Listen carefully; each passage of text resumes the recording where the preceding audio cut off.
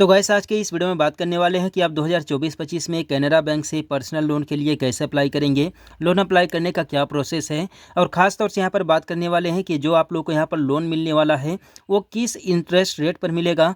तो यहाँ पर 2024-25 में कैनरा बैंक की तरफ से जारी किए गए नए इंटरेस्ट रेट के बारे में भी बात करने वाले हैं।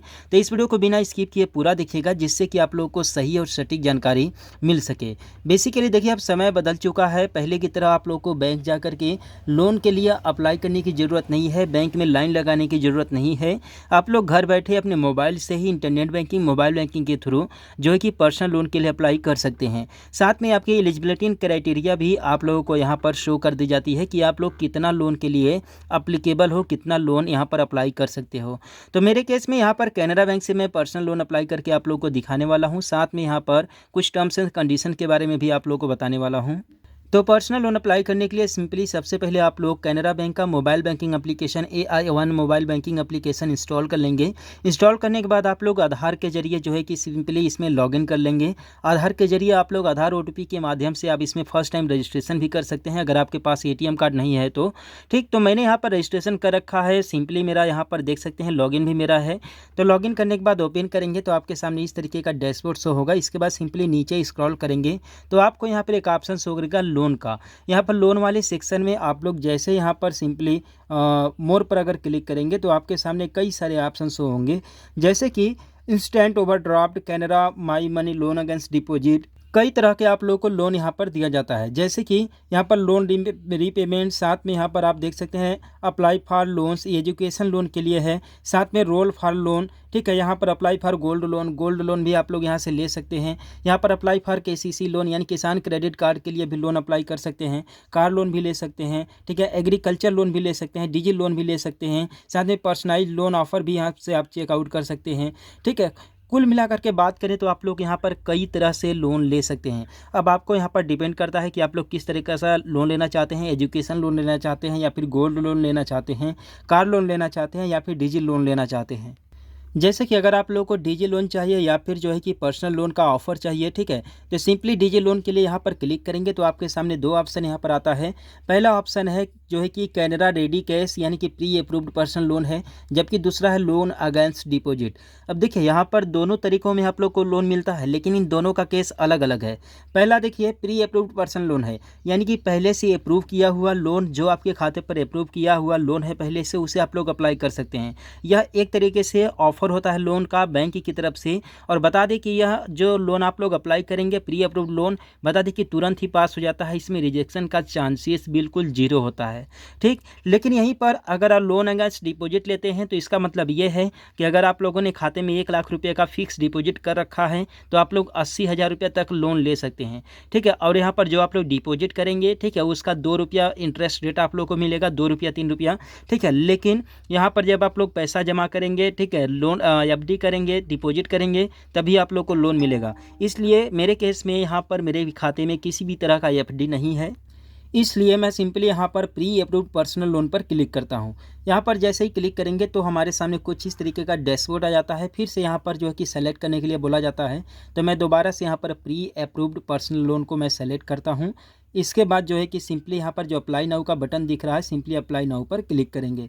जैसे अप्लाई नाउ पर क्लिक करेंगे तो हमारे सामने कई तरह का यहाँ पर जो है कि ऑप्शन आता है। तो यहाँ पर आप लोगों को कुछ डिटेल बताया जाता है, जिसमें प्री रिक्वेस्ट साइट्स यहाँ पर for pre approve personal loan के लिए है।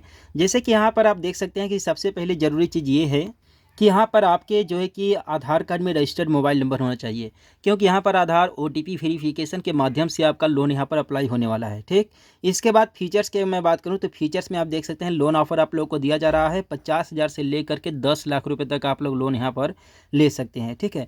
इंटरेस्ट रेट की बात करूँ तो यहाँ पर देख सकते हैं कि प्रीवेलिंग यहाँ पर 1 year RLLR plus 2.7% effective interest rate, यानी कि कुल मिलाकर के जो आपका इंटरेस्ट रेट होगा वो 11.95% होगा, ठीक है। बता दें कि यहाँ पर आप लोगों को बहुत ही कम इंटरेस्ट रेट में लोन मिल रहा है, नहीं तो ऐसे ऐसे बैंक हैं जो कि आपको 25% 30% पर जो है कि पर्सनल लोन आप लोगों को देते हैं।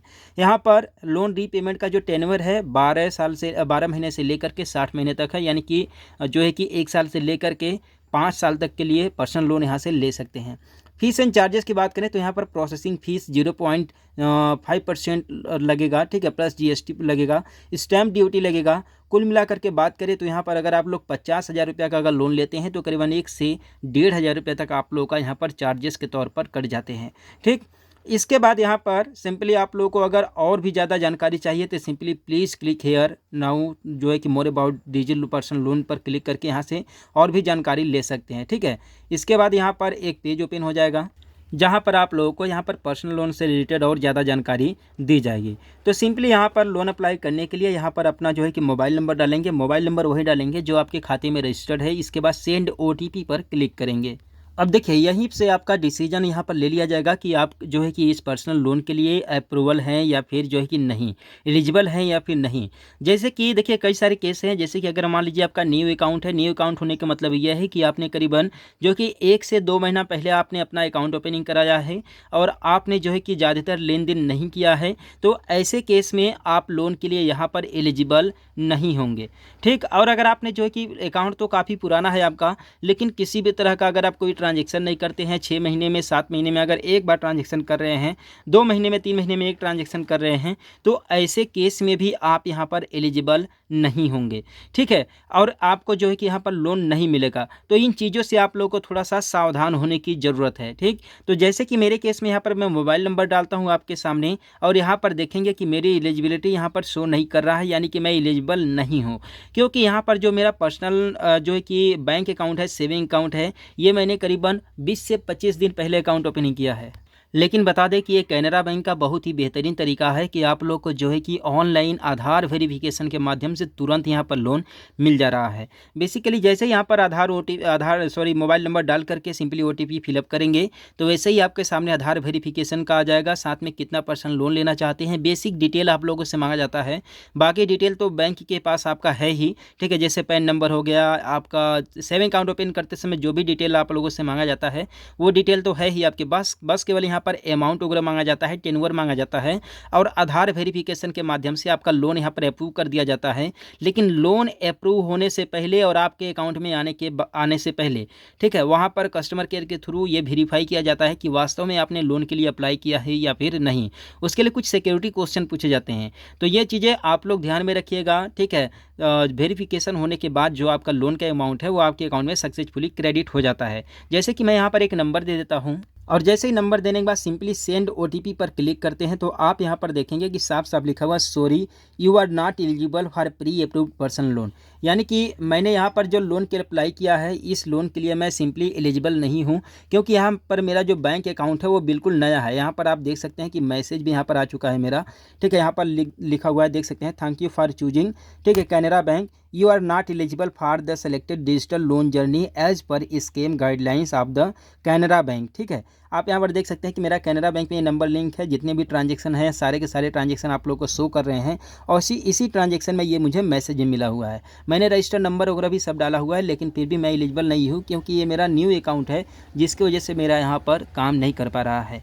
तो आई होप कि आप लोग को इस वीडियो के माध्यम से जानकारी मिला होगा और आप लोग इस तरीके से पर्सनल लोन के लिए अप्लाई करेंगे और आपका 100% सक्सेस होगा। तो मिलते हैं फिर किसी नेक्स्ट वीडियो में एक नए अपडेट के साथ।